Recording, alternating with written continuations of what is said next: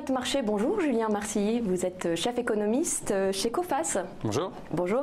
Alors, il y a toujours eu des guerres commerciales. La différence, c'est qu'aujourd'hui, les troupes américaines montent au front. Déclaration hier à Davos du secrétaire américain au commerce Wilbur Ross. Alors ça y est, la guerre commerciale est ouverte et ce sont les Américains qui mettent le feu aux poudres. Bon, je pense qu'il faut remettre un peu les choses en perspective. On se posait déjà ce type de questions il y a exactement un an quand Donald Trump entrait à la Maison-Blanche. Il n'avait d'ailleurs même pas attendu d'y entrer pour, vous vous en souvenez, remettre en cause le traité transpacifique. Et si on fait le bilan un an plus tard, il y a eu beaucoup de mots et relativement peu d'actes. Alors il y a eu certaines mesures ciblées aux États-Unis, notamment sur le Canada ou sur la Chine, mais au final, le nombre de mesures protectionnistes prises par les Américains l'année dernière, et c'est le paradoxe, nettement moins élevé que celui, par exemple, pris par la précédente administration Obama, par exemple en 2011 et 2012. Mais là, il annonce quelque chose qui est quand même sans précédent. Les barrières douanières sur les panneaux photovoltaïques et les machines à laver, c'est du jamais vu. D'ailleurs, la Chine et la Corée du Sud envisagent de porter l'affaire devant l'OMC. Tout à fait. Je pense que là, au début de l'année, il veut vraiment clairement, l'administration américaine veut envoyer deux signaux clairs. Sur les panneaux solaires, c'est la Chine qui est très nettement ciblée parce que c'est le principal acteur mondial dans ce secteur d'activité. Sur les machines à laver, c'est moins évident parce que beaucoup de machines à laver aux États-Unis sont importées du Mexique, mais au Mexique, souvent, elles ne sont qu'assemblées et sont produites, mais en partie justement en Corée du Sud. Donc c'est la mondialisation en général qui est critiquée, mais à travers sur les machines à laver, la question c'est cibler, à mon avis, un bien de consommation très concret pour montrer à sa base électorale qu'il agit, notamment avant les élections des midterms qui vont approcher cette année. Donc c'est deux avertissements très clairs, un envers la Chine et l'autre envoyer un signal très clair à sa base électorale sur un bien concret que sont les machines à laver. Parce que hier également la délégation américaine à Davos s'est réjouie de la faiblesse du dollar, parce que dans la guerre commerciale que les États-Unis semblent vouloir déclarer, c'est bien pour eux, mais ça traduit aussi peut-être les inquiétudes face à la situation financière des États-Unis, face aux comptes qui ne se portent pas très bien. Oui, ça pose deux questions. Il y a la question de la guerre des monnaies, parce que ce type de communication rappelle vraiment celle qu'on avait l'habitude de voir au cœur de la crise, et donc il faudra attendre de voir la réaction notamment de la Banque Centrale Européenne cet après-midi. Mario Draghi qui parlera à 14h30. Tout à fait. Je pense que ça complique vraiment sa tâche parce que tous les indicateurs macroéconomiques et notamment les indicateurs de confiance PMI plaident pour un resserrement de la politique monétaire peut-être plus précoce que ce qui était anticipé en Europe, notamment les composantes prix de ces indicateurs PMI ont montré une nette accélération, mais de l'autre côté, Mario Draghi est un peu contraint par cet euro qui s'apprécie plus vite que ce qu'il anticipait. Et alors justement hier, Coface tenait son colloque annuel consacré aux risques pays et sectoriels. Alors il y a quand même des bonnes nouvelles, Julien Marcilly, sur le commerce mondial, la croissance mondiale. Oui, tout à fait. Sur la croissance mondiale, elle est plus forte que ce que nous anticipions il y a un an. Sur le commerce mondial, c'est un peu la même chose. D'après notre modèle de prévision, on aura une croissance du commerce mondial supérieure à 3,5% cette année, sous réserve donc qu'il n'y ait pas de choc protectionniste majeur. Et puis, d'une manière plus générale, alors nous, ce que nous regardons, c'est le risque de crédit moyen des entreprises par pays et par secteur d'activité. Et sur l'ensemble du monde, nous regardons la situation pour 160 pays, bien là, nous annonçons 16 améliorations contre seulement 3 déclassements. Donc ça montre bien quand même que la balance est clairement positive et que la situation s'améliore au niveau mondial. Vous soulignez quand même des risques majeurs, notamment des inquiétudes, je le disais en entrée d'émission, sur le secteur bancaire en Chine. Oui, c'est vrai que en apparence, la croissance chinoise s'est stabilisée. Elle a même très légèrement réaccéléré en 2017 d'après les chiffres officiels.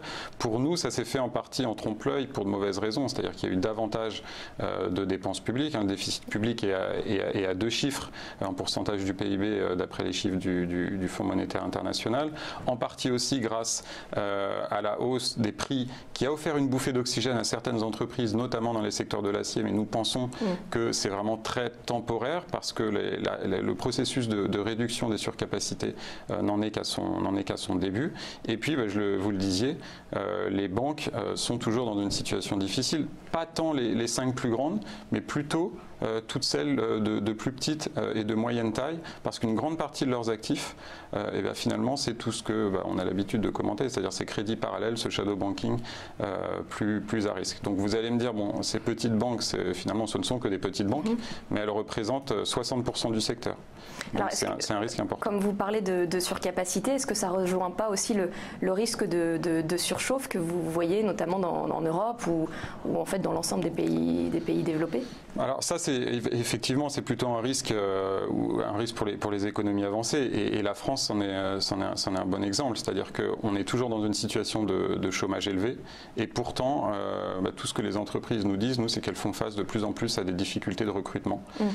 Et ce type de difficultés de recrutement, les dernières fois où on l'observait, c'était en 2000 et en 2008. Mais à cette époque-là, on avait un taux de chômage qui était quand même 2 à 3 points moins élevé qu'aujourd'hui. Donc c'est le paradoxe, c'est qu'on a à la fois cette situation de chômage élevé et de difficultés de recrutement pour les entreprises parce que il y a toute une part de la main-d'œuvre qui est aujourd'hui moins employable parce qu'elle est restée sans emploi longtemps. Et ça touche un grand nombre de secteurs d'activité, notamment dans l'industrie et dans la construction. D'accord, donc les risques sont très différents Tout à fait. En Chine. Mais vous listez également un dernier risque majeur pour de nombreux pays où la situation politique reste encore instable, où des tensions sociales peuvent ressurgir. Comme des pays du Moyen-Orient particulièrement, je pense à l'Iran, entre autres. Oui, en fait, d'une manière générale, c'est un des enseignements des dernières années, c'était que parfois, la reprise peut être tuée dans l'œuf par les incertitudes politiques. Enfin, souvenez-vous de la Grèce, par exemple. Deuxième partie d'année 2014, la croissance revient en territoire positif, et tout le monde se dit, ça y est, la crise est terminée.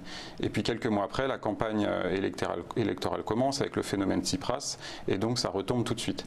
Et c'est un peu ça qu'on pourrait voir dans certains pays émergents, parce qu'il y a un agenda électoral très chargé, notamment en Amérique latine par exemple, ou encore en Russie ou d'autres. C'est-à-dire que la reprise est manifeste depuis l'année dernière, mais en même temps les frustrations sociales dans tous ces pays-là sont toujours très fortes, et donc des incertitudes politiques peuvent tuer cette reprise. Et le Moyen-Orient, c'est sans doute la zone la plus à risque.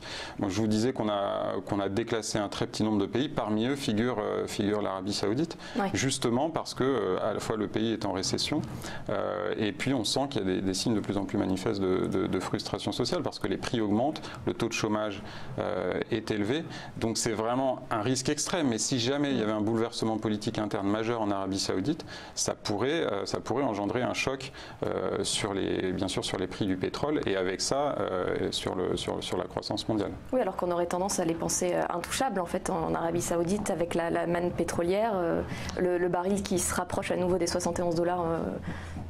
C'est une bonne nouvelle, mais malgré ça, l'économie reste quand même en récession. Les autorités ont dû encore resserrer la vis au niveau budgétaire. Les prix de l'électricité ont été doublés, les prix du carburant ont aussi augmenté. Pour la première fois, le gouvernement a instauré une TVA au 1er janvier. Donc encore une fois, c'est vraiment un risque extrême. C'est pas notre scénario principal, mais il faut se souvenir que la dernière fois qu'un des 2 principaux producteurs mondiaux de pétrole au monde a vu un bouleversement politique majeur chez lui, c'était l'Iran en 79, avec la conséquence, c'était le deuxième choc pétrolier, et puis les conséquences qu'on connaît sur l'économie mondiale. Oui, bien sûr.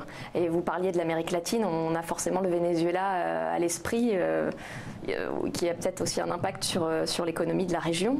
Alors là, on passe sur des risques vraiment localisés. À mon avis, Chine et Moyen-Orient, ce sont des risques avec potentiellement un impact systémique via les prix du pétrole sur le Moyen-Orient. Après, pour le reste, ce sont des risques soit locaux, soit régionaux. Bon, le Venezuela, malheureusement, c'est plus un risque, c'est une réalité. La situation est catastrophique, et c'est vrai qu'on ne voit pas vraiment de porte de sortie à court terme.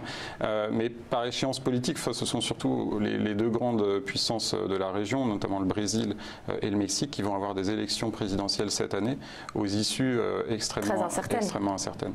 Bah oui, on apprenait ce matin que même si Lula, l'ancien président, est condamné, il compte se présenter. On est quand même dans un climat politique délétère. Tout à fait. Et donc la vraie incertitude, c'est de savoir quel va être le lien entre ce risque politique et la confiance à la fois sur les marchés, mais également des entreprises et des ménages. Ce qui a été frappant l'année dernière au Brésil, c'était que ce lien entre incertitude politique et économie réelle semblait cassé. C'est-à-dire contrairement il y a 3 ans avec les épisodes Rousseff, là il n'y a pas eu de cercle vicieux entre incertitude politique mais ça ne veut pas dire que ça va durer ad vitam aeternam. Donc pour 2018, c'est une inconnue. Parce que vous citez la Russie, on a l'impression que le pays est quand même tenu d'une main de fer. C'est vrai donc toute crise politique va être étouffée dans l'œuf, en fait. C'est vrai qu'a priori, il y a moins d'incertitude quant à l'issue des élections.